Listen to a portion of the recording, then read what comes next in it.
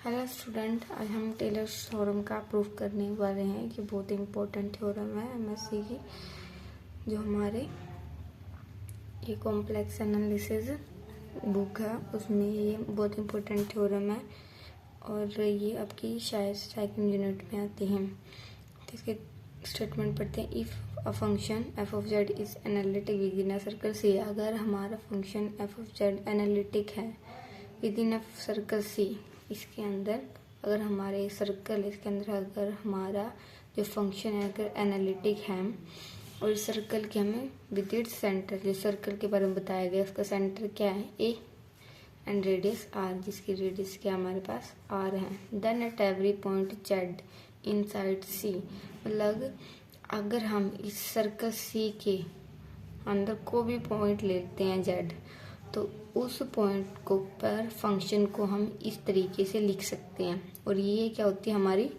Series होगी एक, है ना। 1 की वैल्यू रखेंगे, 2 की वैल्यू रखेंगे, एन के प्लेस एन क्या है 0 से इन्फिनिटी, तो एन के प्लेस पे वैल्यू 1 रखेंगे, 2 रखेंगे, तो क्या हो जाएगी एक सीरीज बन जाएगी। तो हम एक फंक्शन को सीरीज के फॉर्म में रिप्रेजेंट कर सकते हैं। वो हमारा कौन सी थ्योरम बताती है, टेलर्स थ्योरम। जो हमारी ए है ए एन है वहाँ यहाँ पे है ए एन इक्वल टू, मतलब फंक्शन का nth derivative with respect to A divide by N factorial. और वो जो अगर हमारे यहाँ पे n1 होगा तो हमारा क्या होगा f1 हो जाएगा, मतलब फंक्शन का first derivative with respect to a divide by 1 factorial. ठीक है, तो यहाँ पे 1 की वैल्यू वेरी करती रहेगी। तो स्टार्ट करते हैं, लेट करेंगे हम जो हमारा ft है, हमने वो क्या एनालिटिक है, be analytic within a circle C, वो इक्वेशन, उसकी इक्वेशन जो हमारे सर्कल की इक्वेशन वो कैसे लिखी जाती है, जिस पॉइंट पे एनालिटिक होता है उससे लिखा जाता है, उसका माइनस सेंटर लिखा जाता है। हमारा सेंटर क्या ए है और वो किसकी होता है रेडियस के, रेडियस क्या हमारे यहाँ पे आर। अब देखो मैंने यहाँ पे बोला था एफ ऑफ जेड एनालिटिक है ना। एनालिटिक कौन सा फंक्शन बोला है, एफ ऑफ जेड, लेकिन यहाँ पे मैंने क्या लिखा है एफ ऑफ टी। वेरिएबल हम चेंज कर सकते हैं और मैंने यहाँ पे टी इसलिए लिया है क्योंकि हम जो जेड पॉइंट है वो अंदर सर्कल के अंदर रहने वाले हैं। ठीक है, इसलिए मैंने जो एफ ऑफ टी है वो एनालिटिक विद इन सर्कल बताया है। तो नेक्स्ट हम क्या करेंगे, लेट कर लेंगे एक Z point, let Z be any point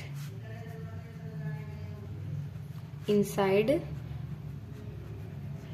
सी। हमने एक पॉइंट ले लिया जेड जो हमारे सर्कल के अंदर है, तो ये अब वाला हमारा डिस्टेंस जो ए और जेड के बीच का डिस्टेंस है ये हमने आर कंसीडर कर लिया। तो अगर मैं जेड माइनस ए करूँ वो किसके इक्वल आएगा, आर के इक्वल आएगा ना। जो ये आर है वो हमारा कैपिटल आर से छोटा है, क्योंकि जो टी माइनस ए है, टी यहाँ पे कोई पॉइंट होएगा, टी माइनस ए किससे छोटा होएगा, आर से। टी माइनस ए आर है और जेड माइनस ए हमारा स्मॉल आर है, तो जो स्मॉल आर है वो कैपिटल आर से छोटा होएगा, है ना। अब क्या करना है, हम इस पे अप्लाई करेंगे कोशिश इंटीग्रल फॉर्मूला। कोशिश इंटीग्रल फॉर्मूला हम यहाँ पे क्यों अप्लाई कर रहे हैं, क्योंकि जो हमारा कोशिश इंटीग्रल फॉर्मूला है वो हमें जो सर्कल के अंदर कोई पॉइंट होता है उस पे हमारे क्या देता है, वैल्यू देता है फंक्शन की। जैसे हमारा जो कोशिश इंटीग्रल फॉर्मूला के हमने वो किए थे ना डेरिवेशन, उसमें सर्कल के अंदर हमने ए पॉइंट लिया था और वो हमें ए पर क्या दे रहा था फंक्शन की वैल्यू, जो किसके इक्वल थी 1/2 pi iota integral along C F of Z. और जो हमारा एफ ऑफ जेड क्या था वहाँ पे वो फंक्शन एनालिटिक था, divide by Z minus A integral along D T. ठीक है, यहाँ पे भी और इसकी स्टेटमेंट क्या थी, मतलब हमारा फंक्शन एनालिटिक होना चाहिए किसके, एक क्लोज्ड कर्व में। तो यहाँ पे भी हम दोनों कंडीशन सेटिस्फाई हो रही है। जो हमारा फंक्शन है वो अंडर जो हमने जेड पॉइंट लिए हैं वो इसके अंदर क्या है, एनालिटिक है। तो अगर हम उस पे अब यहाँ पे ए के प्लेस पे क्या पॉइंट आएगा, हमारा हमने क्या लिया, जेड लिया है। तो यहाँ पे इस फॉर्मूला में ए को क्या रिप्लेस कर देगा, जेड, और जेड को क्या रिप्लेस कर देगा, टी। ठीक है, और यहाँ पे दोनों कंडीशन सेटिस्फाई हो रही है, हमारा फंक्शन एनालिटिक है क्लोज कर्व में। तो इसलिए हम बाय कोशिश इंटीग्रल फॉर्मूला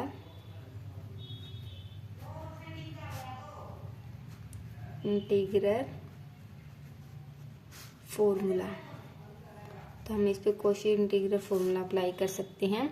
वो किसके इक्वल होगा, जैसे कि मैंने बोला है यहाँ पे ए को क्या रिप्लेस करेगा, ए को हमारा रिप्लेस करेगा जेड, और जो हमारे इस फंक्शन में जेड है उसको क्या रिप्लेस करेगा, टी। तो जहाँ पे भी ए है वहाँ पे जेड पुट कर दो। तो F of Z equal at 1/2 pi iota integration long C F of T divide by T के जेड को क्या रिप्लेस कर रहा है, टी, तो T minus Z along D T. Okay, अब क्या था हमारा, अब क्या करना है, जो हमारा नीचे वाला डिनोमिनेटर है 1/2 pi iota as it is integration along C F of T. ये जो टी माइनस जेड है इसमें माइनस ए, वो जो हमारा ए है उसे ऐड कर दो और सब्ट्रैक्ट कर दो। तो ए को हमने सब्ट्रैक्ट करे और ऐड किया, कुछ फर्क नहीं पड़ता ना, जो ये कैंसिल हो जाएगा, फिर टी माइनस जेड अंदर आ जाएगा। तो हमने क्या किया, ए को ही ऐड किया और ए को ही सब्ट्रैक्ट कर दिया। ठीक है, नेक्स्ट स्टेप में हम क्या करेंगे, 2 pi iota as it is integration long C F of T. अब क्या करो, जो ए माइनस जेड है इसमें से माइनस कॉमन ले लो, टी माइनस ए को एज इट इज रखो। ठीक है, और ए माइनस जेड में से क्या कॉमन ले लो, माइनस। तो हमने माइनस कॉमन लिया तो जेड क्या हो जाएगा, प्लस का, है ना।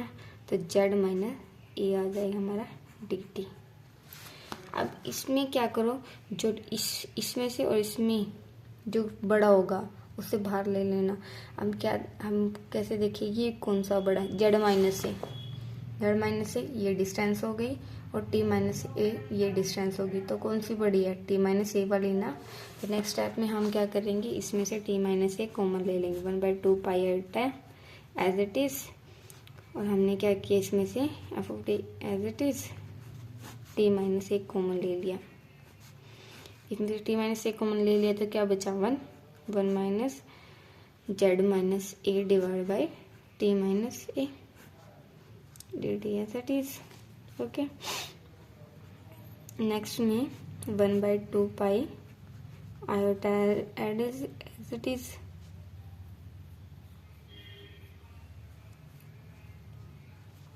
अब क्या करो, integration along C F of T divide by T minus A. अब इसे जो ये नीचे वाले इसे ऊपर ले जाओ, क्या बन जाएगा, ये 1 माइनस पावर हो जाएगी ना इसकी, टी माइनस ए, माइनस में लिख देते टी टी। अब एक हमारे यहाँ पे फॉर्मूला होता है, ये यहाँ पे फॉर्मूला अप्लाई करेंगे, जो 1 माइनस एक्स का इन्वर्स होता है, उसे क्या लिख सकते हैं हम, 1 माइनस एक्स, है ना। और वो किसके इक्वल होता है, 1 plus X square plus X cube plus up to X N plus X power N plus 1 into में 1/1 माइनस एक्स। ये हमने, अगर आप चाहो तो ये हमारा डेरिवेशंस देख सकते हो कि हमारा 1 माइनस एक्स की इन्वर्स इसके इक्वल होता है। तो यहाँ पे ये फॉर्मूला अप्लाई कर देंगे हम सिंपली है। ठीक है, तो अप्लाई हमारा क्या चल रहा है, जेड चल रहा था ना। ठीक है, हमारा एफ ऑफ जेड चल रहा था 1/2 pi iota integral along C F of T by में टी माइनस ए। उस पर हमने फॉर्मूला लगाया था 1 प्लस में एक एक्स के प्लेस पे हमारा क्या था, वहाँ पे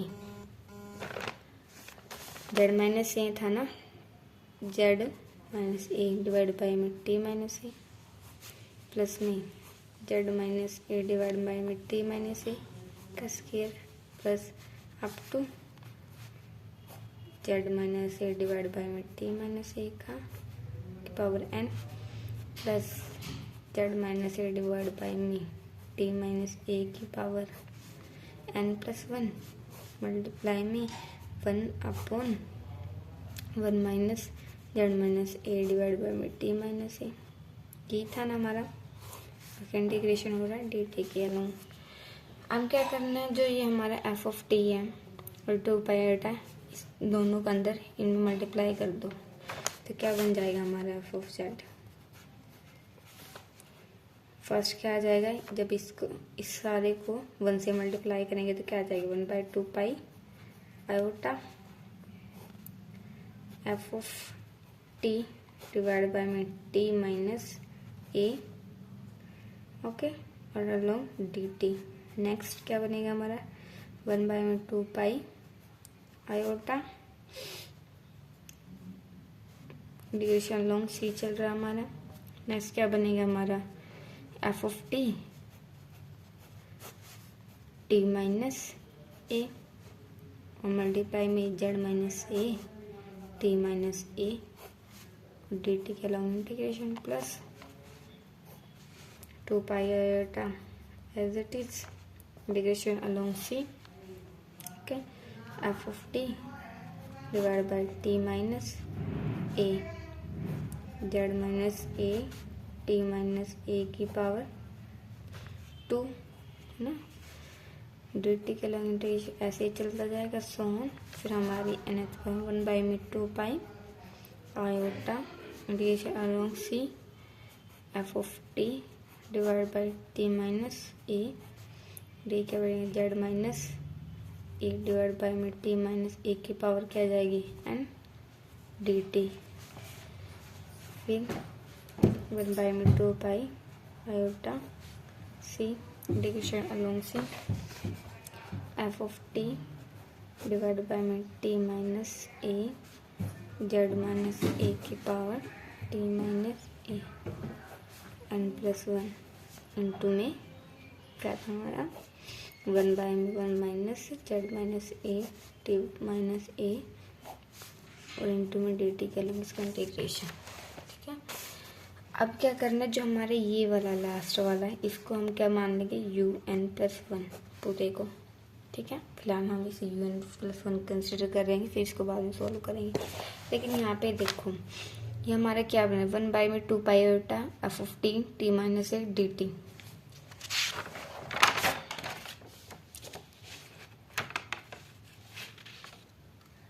ये हमारा क्या बन रहा है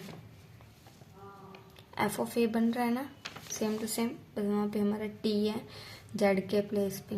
ओके, तो ये किसके इक्वल हो जाएगा हमारा F of, next F of Z क्या हो जाएगा हमारा, फर्स्ट जो ये वाली हमारी सिंप्लीफाई होके क्या आ जाएगी एफ ऑफ ए। अब हमने जो हमारा डेरिवेटिव